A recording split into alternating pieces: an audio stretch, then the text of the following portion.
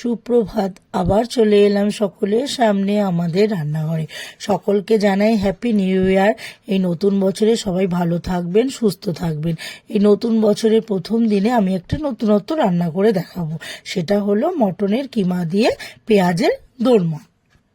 এটি তৈরি করতে লাগবে কিমা, মটনের কিমা, পেঁয়াজ, গোটা পেঁয়াজ লাগবে, আর এদিকে পেঁয়াজ কুচোনো, আদা, রসুন, ক্যাপসিকাম, তারপরে হচ্ছে টমেটো, রসুন, কাঁচা লঙ্কা, ধনেপাতা সব কুচোনো।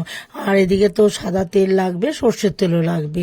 এদিকে হচ্ছে নুন, হলুদ, স্বাদ মতো চিনি, লাল লঙ্কার গুঁড়ো, কাশ্মীরি লঙ্কার গুঁড়ো, জিরের গুঁড়ো, ধনের গুঁড়ো, আর গরম মশলার গুঁড়ো, ঘি আর নারকেল। আর এইদিকে প্রথমে আমি কড়াইতে মটনের কিমাটাকে দিয়ে দেবো, একটু নুন হলুদ দিয়ে সেদ্ধ করতে, একটু লঙ্কার গুঁড়ো দিয়ে দেবো।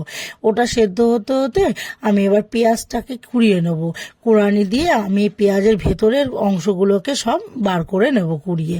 ভেতরটা পুরো ফাঁকা করব, কারণ ওর মধ্যে আমি পুরটাকে ভরবো। এবার ওটা সব খালি করে বার করে নিয়ে এবার পেঁয়াজগুলোকে আমি গরম জলে কড়াইয়ের মধ্যে একটু নুন দিয়ে সেদ্ধ বসিয়ে দেবো।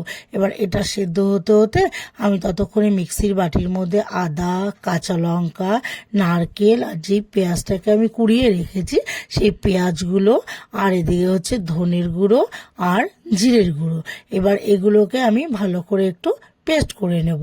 এবার এটা পেস্ট হয়ে গেল, পেস্ট হতে হতে ওদিকে আমার পেঁয়াজটাও সেদ্ধ হয়ে গেল। এবার আমি পেঁয়াজটাকে নামিয়ে ঠান্ডা হতে দেবো।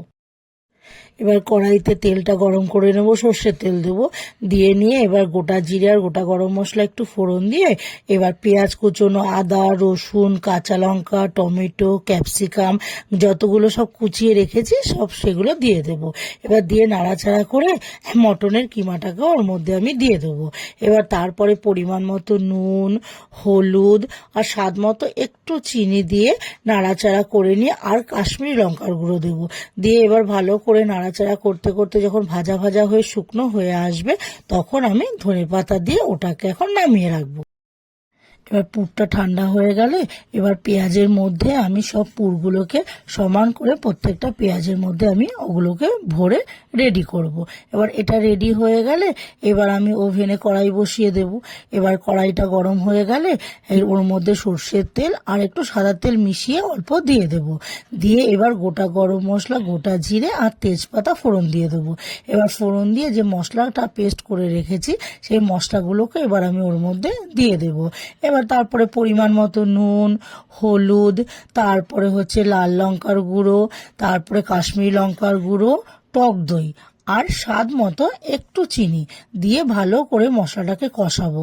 যখন দেখবো কষাতে কষাতে একদম শুকনো হয়ে আসছে, তেলটা ছেড়ে আসছে, তখন আমি অল্প করে জল দিয়ে দেবো।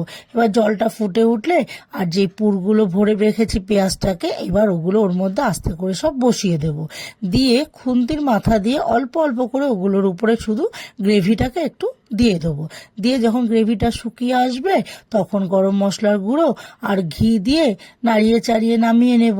তাহলেই তৈরি হয়ে যাবে আমার মটন কিমা দিয়ে পেঁয়াজের দোরমা। এই রান্নাটি যদি ভালো লেগে থাকে তাহলে লাইক করবেন, কমেন্ট করে জানাবেন, শেয়ার করবেন, অবশ্যই সাবস্ক্রাইব করবেন। ধন্যবাদ।